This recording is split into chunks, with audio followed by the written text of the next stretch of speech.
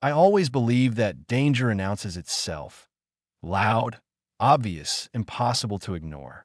Like sirens, or shouting, or footsteps running toward you. But the truth is much quieter. It arrives the way shadows stretch when the sun goes down. Slowly, subtly, in a way that makes you unsure whether anything is happening at all. If someone had told me a month ago that I'd become afraid of walking past my own windows, or that I'd change the locks on my apartment twice in a single week, or that I'd start checking the sidewalk behind me every 5 steps, I would have laughed. I'm not paranoid by nature, not anxious, not jumpy. I'm the rational one among my friends, the one everyone asks to review contracts or mediate arguments because I think clearly. But clarity is the first thing that disappears when someone starts watching you. I didn't notice anything at first. It was Anna who said something one night in the kitchen. Her voice had that casual tone she used when she was pretending she wasn't worried. "Mark," she said, "have you seen that dark car outside? It's been parked across the street 3 nights in a row." I barely looked up from the dishes. Lots of people park there. She didn't argue. She rarely does. But later, when I locked the door, I caught her glancing through the peephole with a tension in her shoulders I recognized too well. The same tension she used to have after her father died, like she expected the world to break again at any moment. I put a hand on her back. "It's nothing," I said. But the truth is, I didn't know that. And the truth is, I only said it because I wanted it to be true. I didn't sleep well that night. Something felt off. Not wrong, exactly, but misaligned. Like a painting on a wall that isn't hanging straight. The next morning, Anna was gone before I woke up. She left a note on the counter. Went for a walk. "Coffee? I'll bring some back." There was a little heart next to her name. It was the last normal moment I had. Not because she didn't return. She did. 20 minutes later, cheeks pink from the cold and eyes bright with the way she always looked when she walked alone in the morning. She handed me a cup and kissed my cheek. But when I asked her how the walk was, she hesitated, just for a second. And then she said, "Quiet." I didn't think much of it at the time. But that evening, as she sat on the couch reading, I caught her glancing at our balcony door 3 times. Then the kitchen window. Then the hallway. "Are you okay?" I asked. She nodded too quickly. "Yeah, just tired." But I knew her. If something was wrong, she carried it like a weight in her chest that changed the way she breathed. That's how she sounded now, like she was breathing around something. That night, as she slept beside me, I heard footsteps outside. Slow, not the quick rhythm of someone walking their dog or heading home from the bar. These sounded deliberate, measured, almost curious. Then they stopped, right outside our bedroom window. I held my breath. The curtains were drawn. The room was dark. Maybe it was nothing. Maybe I imagined it. But then something scraped lightly against the wall. Not an animal. Not the wind. Something human. My pulse thudded so hard I felt it in my throat. Anna shifted slightly and murmured something in her sleep. I waited. The scrape didn't come again. After maybe a full minute, the footsteps started again, continuing down the path behind the building. I didn't sleep after that. In the morning, I went outside to check. There were footprints in the dirt. Sizable. Too large to be Anna's. Too heavy to be any of our neighbors who usually cut through the back. I didn't mention it to her. Maybe I should have. Later that afternoon, while I was working at my desk, my phone buzzed with a message. From unknown number. "Do you trust her?" My stomach dropped. I stared at the message, unable to process it. After a few seconds, another one came. "You shouldn't." I deleted both messages immediately, more on instinct than logic. My hand shook as I set the phone down. I told myself it was a scam. Spam. A random wrong number. I didn't really believe that. Anna was in the other room, doing laundry. I heard the dryer door click shut, the soft thump of clothes shifting inside. A normal sound. A comforting sound. But the message clung to me like cold breath on the back of my neck. I walked into the hallway. Anna. She poked her head around the corner. Yeah. Everything about her looked normal. Her smile, her eyes, her calm voice. There was nothing at all that suggested there was something to distrust. And yet, nothing, I said. Just checking. She raised an eyebrow. "You're weird today. Long night. You should have woken me if you couldn't sleep." I didn't want to. She stepped closer, reached for my hand. Mark, if something's wrong, tell me. I didn't. That was the first mistake. The second mistake was assuming it was only me being watched. Because 2 days later, when Anna finally admitted what she'd been hiding, everything shifted. She told me at 2 a.m. She woke me up, hands cold, eyes wide with fear. Mark, she whispered, someone followed me today. She said it like she had swallowed the words and they hurt coming back out. I sat up immediately. What do you mean? When I walked home from the grocery store, I kept hearing footsteps behind me. Slow at first, then faster. She swallowed. I turned around 3 times. The first 2 times, no one was there. The third time, I saw a man. What man? I don't know. Tall. Put up. I couldn't see his face. Did he say anything? No. Did he touch you? No. But he didn't look away when I looked at him. He just watched me. The fear in her voice was enough to make my blood turn hot. Why didn't you tell me earlier? I asked, trying to keep my voice steady. I didn't want you to think I was overreacting, she whispered. I thought maybe I imagined it. But then, he was outside again. My heart slammed against my ribs. Outside where? Outside the cafe, she said. He stood across the street. He didn't enter. He didn't move. He just stared at me through the window. I ran a hand over my face. Anna, we need to go to the police. I tried, she said quietly. But what can I tell them? A man looked at me. They'll dismiss it. She was right. Cops don't care about looks and footsteps. Not until something already happened. But something had happened. 2 things, actually. Her follower. My message. And I still said nothing about the latter. Instead, I pulled her close and whispered, we'll figure it out. But I didn't know what that meant. The next morning, there was a note on our door. A small piece of paper, taped at eye level. I took it down with shaking hands while Anna was still asleep. It said, you're both terrible at noticing who's behind you. No signature, no explanation, just that sentence. The moment I read it, the world shifted from uneasy to hostile. I tore the note to shreds before Anna woke up. I didn't tell her. Third mistake, because later that morning, something happened that made every instinct in my body scream that we were in real danger. Anna didn't come home. She was supposed to be home by 7. We'd made the plan at lunch. She'd stop by the supermarket on her way back, pick up some stuff for dinner, pasta, tomatoes, that bread she liked, and then we'd spend the night doing something normal. Cooking, movie, pretending life hadn't gone weird. At 7:15, I wasn't worried. At 7:30, I checked my phone. No messages. By 7:45, I called her twice. Both went straight to voicemail. At 8:02, I told myself her battery had died. At 8:10, I knew I didn't believe that. At 8:20, I put my shoes on. I try not to sprint to the supermarket, but my body had its own pace. The whole time I walked, my mind kept chasing different possibilities, most of them stupid. Maybe she ran into a friend. Maybe there was a long line. Maybe she stopped at a bookstore. Maybe she lost track of time. All of those sounded thin, even in my own head. The supermarket was still open, bright and indifferent. I went straight to the cashier nearest the entrance, a teenager who barely looked up as people moved past. "Excuse me," I said, trying to steady my voice. "Have you seen a woman here in the last hour? Brown hair, green coat, about this tall." I gestured. "Her name is Anna." He blinked at me, brain clearly switching gears. "There've been a lot of people," he said. I'm not sure. Check the cameras," I wanted to say, but I knew how that would sound. So I just nodded and stepped back. I walked every aisle, slowly, looking for her face, her coat, that reusable bag she always carried. I saw strangers, couples, tired parents. No Anna. On my way out, a middle-aged cashier called out to me. "Are you looking for someone?" she asked. "Yes," I said too quickly. "My girlfriend. I thought she came here." "I think I remember her," the woman said slowly. "Green coat. Always buys those weird herbal teas." "That's her," I said, relief flickering. "Did you see her today?" The woman nodded. "Yeah, she was here. Around 7. Maybe." She checked out at my lane. She seemed distracted. "Did she leave alone?" I asked. "Did anyone talk to her?" The cashier frowned, thinking. "She left alone.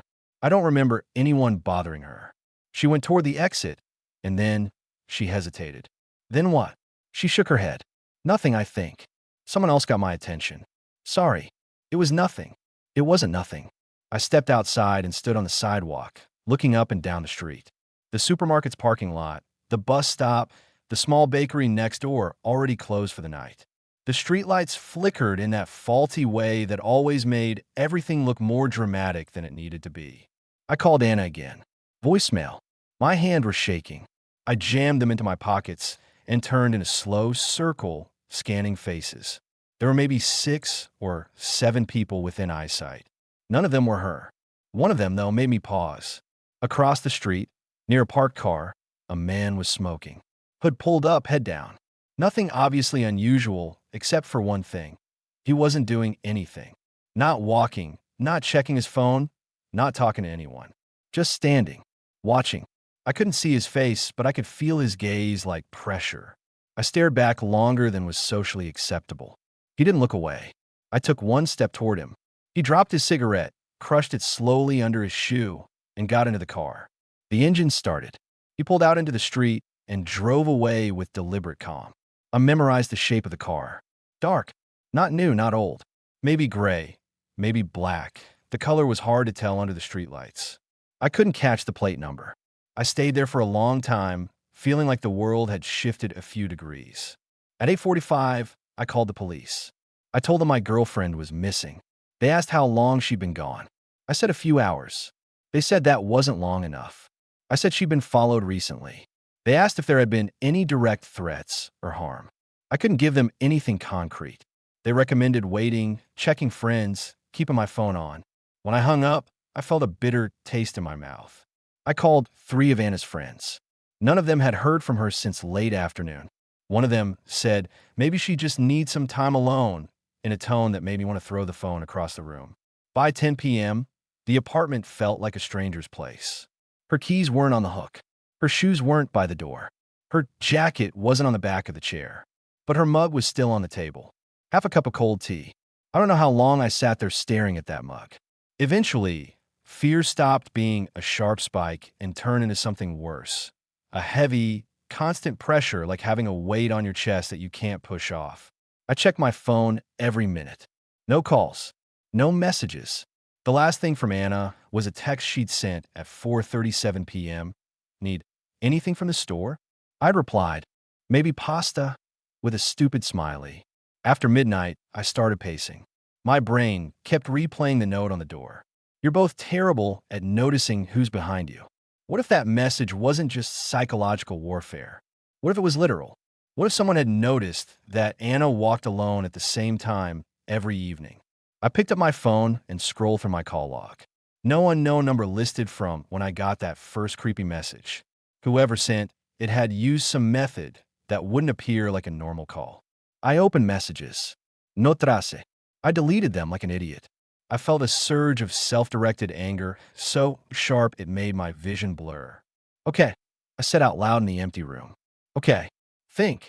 And then, for reasons I can't fully explain, I went to the bedroom and opened Anna's nightstand drawer. I wasn't snooping, not in the usual sense. I was searching for what I didn't know. The drawer was mostly the chaos of everyday life.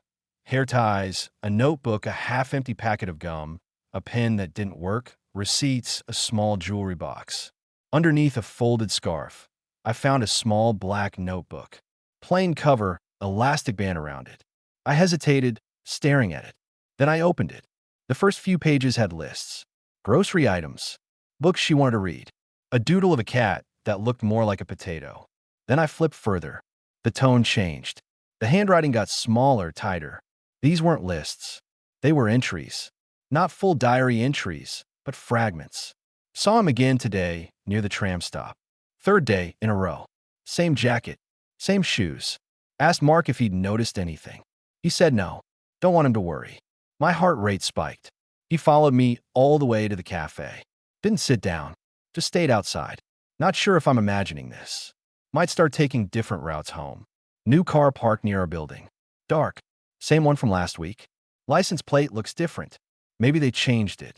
Maybe I'm losing my mind. There were dates on some of the entries. The earliest was about 3 weeks ago. The most recent was from the day before. Today, supermarket. Felt watched the entire time. When I left, heard footsteps behind me that matched mine. Took a detour. They followed. Stopped in front of the pharmacy to pretend to check my phone. The footsteps stopped too. When I looked back, only saw a tall man in a hood at the corner.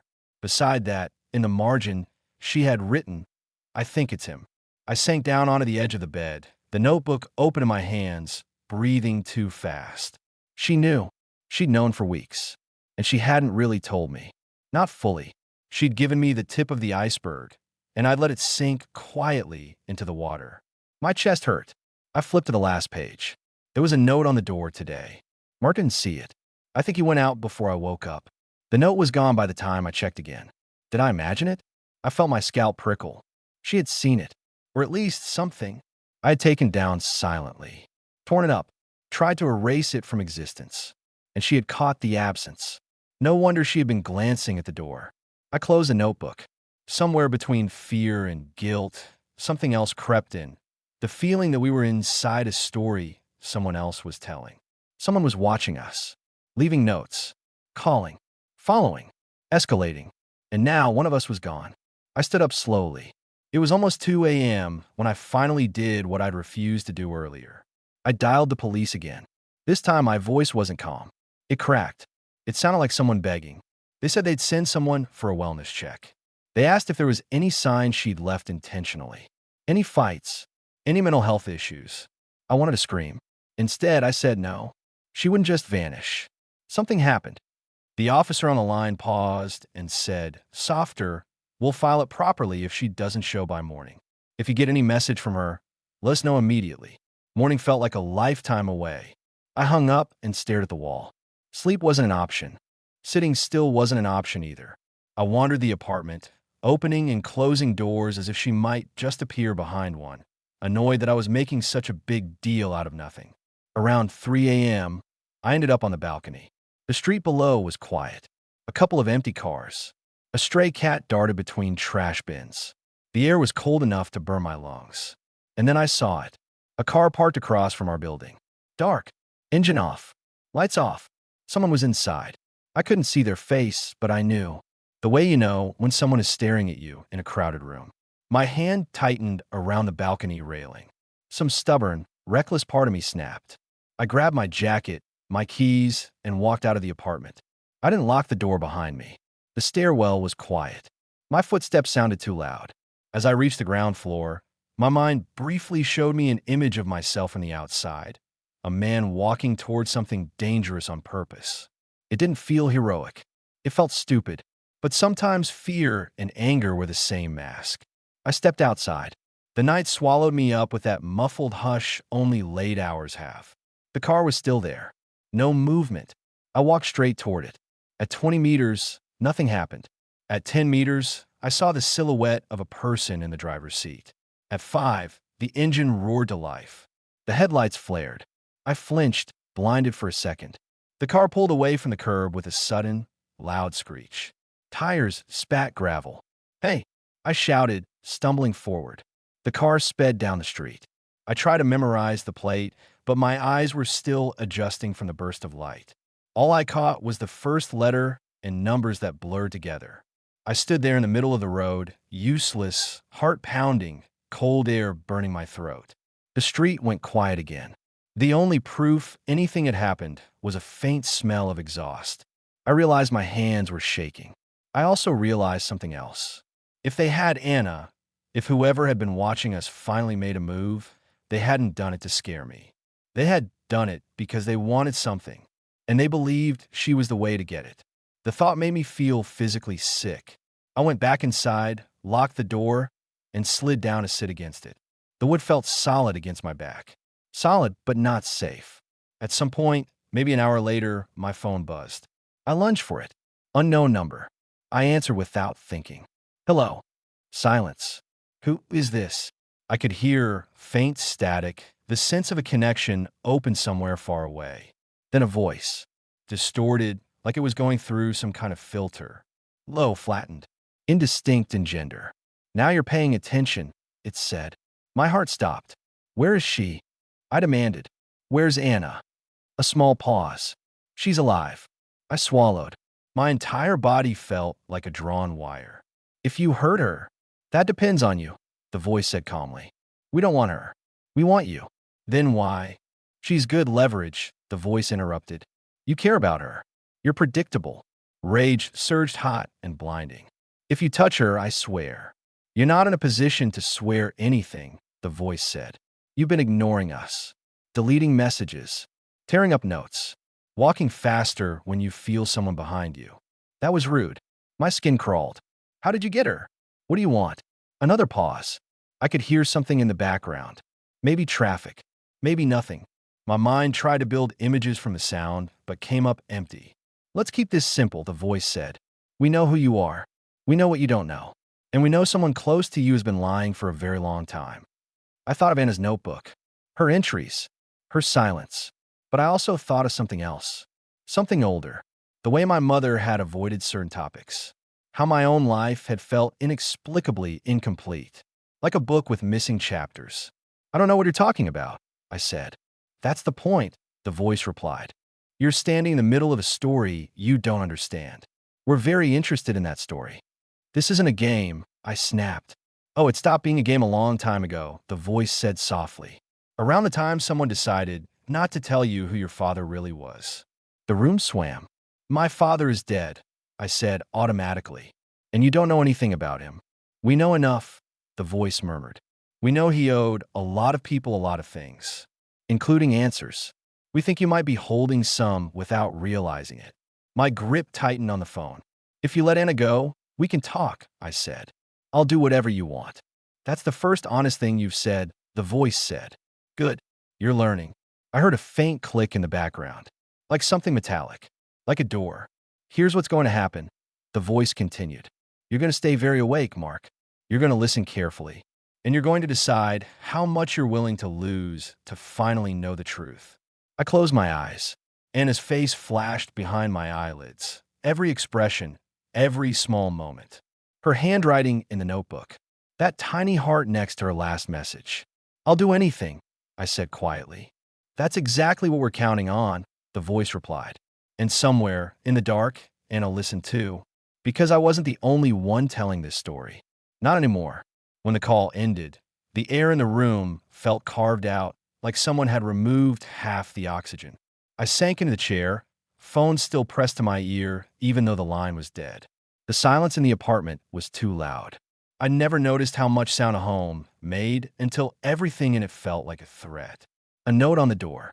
Footsteps behind us. Anna gone. A stranger watching from a car. A voice on the phone telling me my life was a story I didn't understand. And then that last part. Your father didn't just die. He left something behind. I tried to swallow the rising panic, but it wasn't panic. It was something colder. Recognition.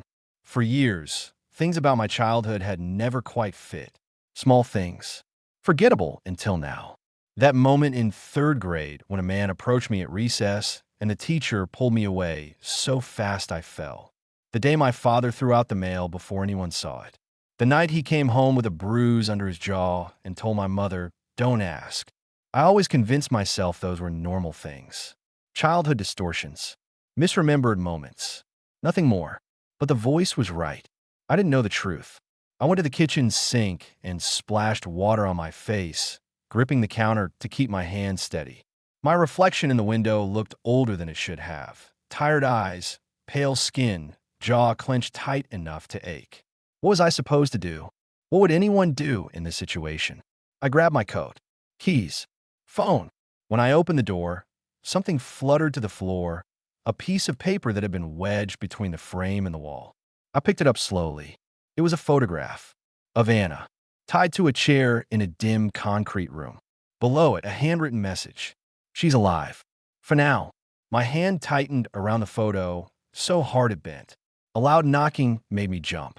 3 precise knocks. I froze. Then, Mark, open the door. Daniel. Relief hit me like a wave until I realized something. I hadn't told him Anna was missing. I opened the door anyway. He rushed inside, shutting it behind him. He looked shaken, out of breath, but not injured. His jacket was wet from the rain. His eyes were wide with fear. Where is she? He demanded immediately. I stiffened. How do you know about Anna? The same way they do, he snapped. I didn't want to believe they'd escalate this fast, but they did. My skin prickled.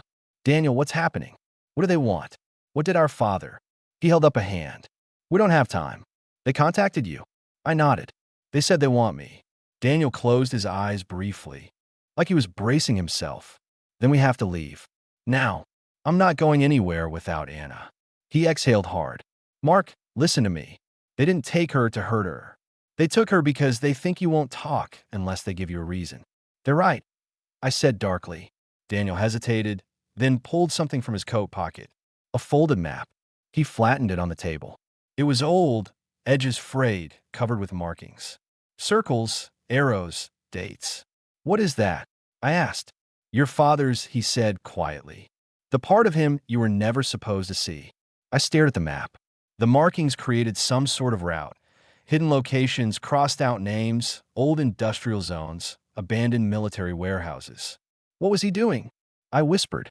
Running, Daniel said. From the people who sent those messages. From people like them. From people worse than them. He glanced toward the window, as if expecting someone to appear in it. We have to go, he repeated. If we're lucky, we can get to you-know-who before they realize we're moving. Who? A man named Yun. He worked with your father. He left the business years ago. He's the only one left who knows what Thomas did before he disappeared.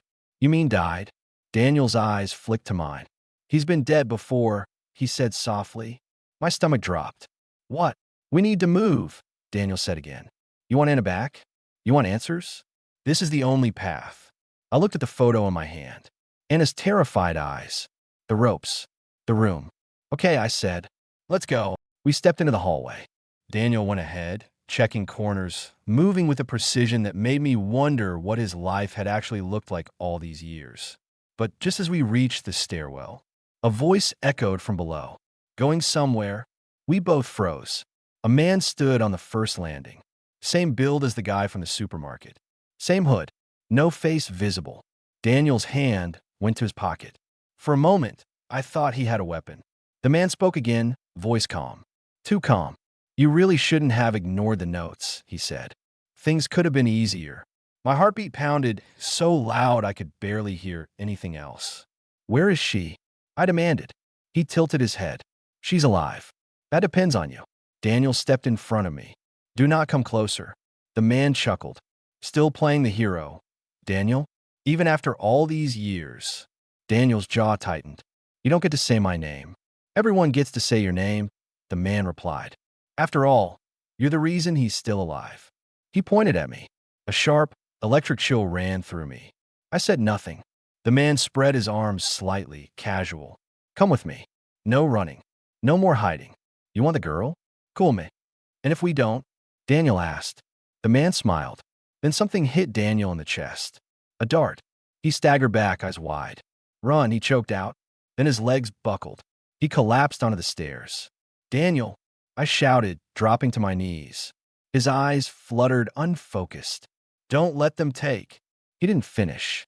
I felt a presence above me. The man stood 2 steps up now, looking down. You can fight, he said, but you won't win. You're not like him. You were never trained for this. I clenched my fists. I'm not him. I'm not my father. No, he said softly. You're worse, because you don't know who you are yet. He reached for another dart. Instinct took over. I lunged forward, shoving him with all the force I had. We tumbled down the stairs, hitting the wall hard. Pain shot through my shoulder. The dart clattered across the floor. The man snarled something under his breath. I twisted out of his grip and stumbled to my feet. He reached for my leg.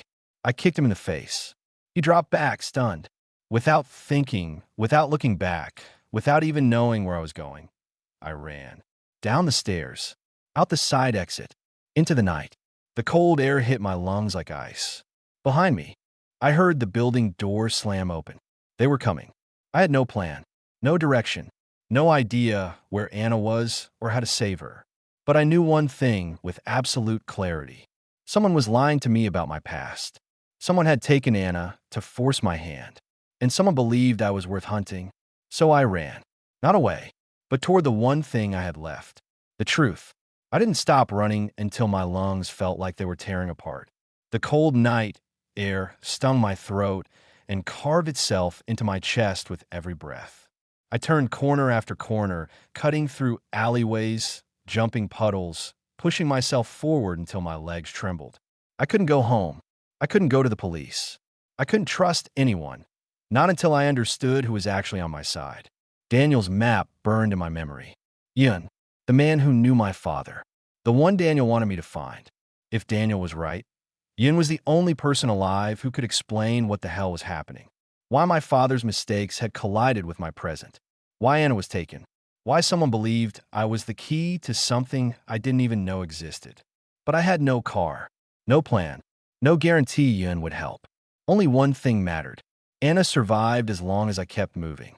I stopped near an industrial zone on the edge of the city.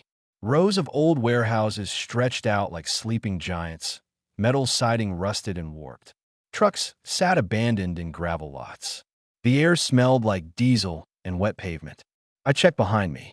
No footsteps, no sounds, but paranoia had become instinct. Something inside me whispered you aren't alone. The address Daniel had given me, circled in red on the map, was close. A rundown warehouse with a sign in faded letters, Kim's Storage. Half the lights outside were broken. The windows were black squares. I approached slowly. The side door was unlocked. Inside, the warehouse was mostly empty. Concrete floor, scattered wooden pallets, a single hanging bulb flickering overhead. In the far corner was a small office with fog windows and a metal door. As I got closer, the door opened. A man stepped out, older, maybe mid-60s, gray hair to his shoulders, his posture straight, expression unreadable. He didn't look surprised to see me. "You're late," he said calmly. My heart dropped. "You're Yun." He nodded once. "Come inside." Quickly, I followed him into the office. It was small, cluttered with old file cabinets and dusty monitors.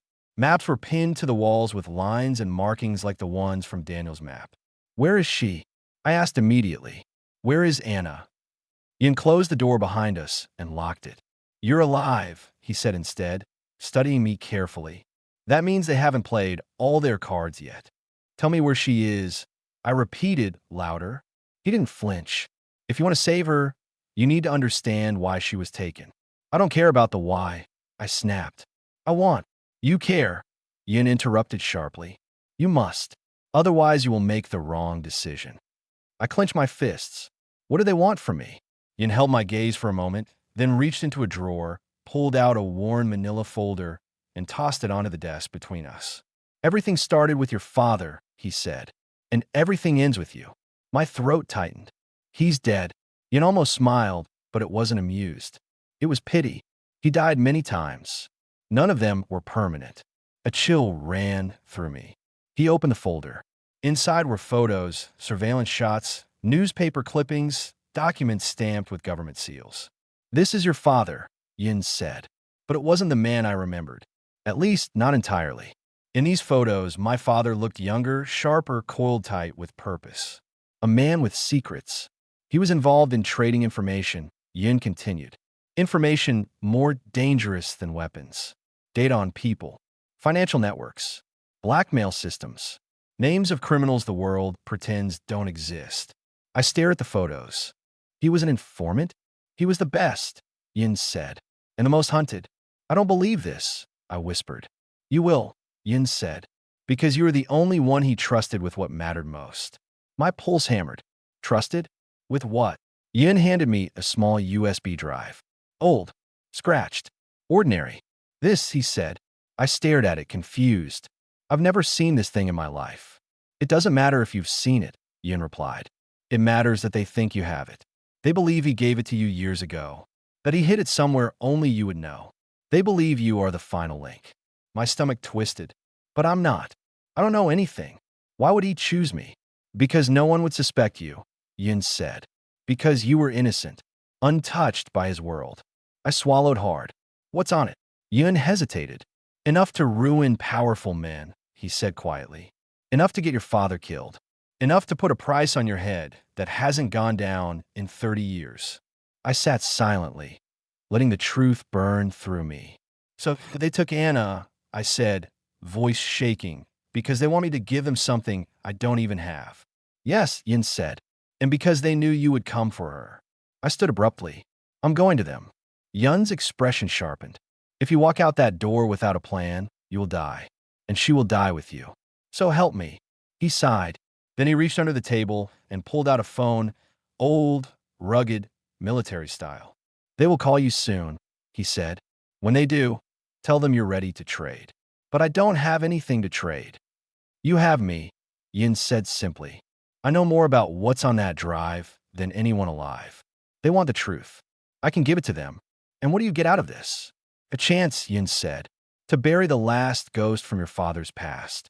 Before I could respond, my phone buzzed. Unknown number. I answered. A distorted voice. Calm. Icy. Mark. You left home very quickly. Brave. Stupid. Predictable. My breath caught. Where is Anna? You'll see her soon, the voice said. If you listen. I glanced at Yin. He nodded once. I'm ready to trade, I said. A pause. Good, the voice replied. Coordinates incoming. Come alone. The call ended. My phone buzzed again, a text. Long numbers. GPS coordinates. Yin checked them and his face tightened. They chose an abandoned gravel plant. Remote. One entrance. They want control. Tell me how to get her out, I said. Yin handed me a small earpiece. I'll guide you from a distance. Stay calm. Do exactly what I say. I nodded. Are you ready? Yin asked. No, but also yes. For her, I said. Always. It took 30 minutes to reach the plant. The sky was dark, no moonlight. Gravel crunched under my shoes as I walked past rusted machinery and collapsed walls. A single floodlight illuminated the center yard. Anna was there, tied to a chair, head bowed, still breathing. My throat tightened. A man stepped out from behind her, the same hooded figure from my stairwell. Bravo, he said. You made it. I took one step forward. Let her go. After the trade. I don't have the drive. He tilted his head. Lying already? I brought something better, I said. A second figure stepped into the light. Yin. The hooded man's posture stiffened. Well, the prodigal rat returns. Yin didn't flinch. You want answers? I have them. More than any drive. The hooded man smiled behind his mask. Then let's begin. I waited for movement, for Yin to say something, for Anna to look up. Instead, everything happened at once. A shout from the darkness. The sound of boots. Flashlights cutting through the night. Police. Not the ones I called. The ones watching Yin. One officer yelled, "Freeze!" Chaos snapped open like a trap. The hooded man grabbed Anna's chair and dragged her backward. Yin lunged toward me. Run! But another voice shouted, "Hands up! Everyone!" Yin froze. The hooded man vanished into the dark with Anna. I sprinted after them. No, Mark, stop, an officer yelled. I didn't care. I followed the fleeing footsteps until they split. One heavy, one light. I followed the lighter one. It led into a narrow warehouse.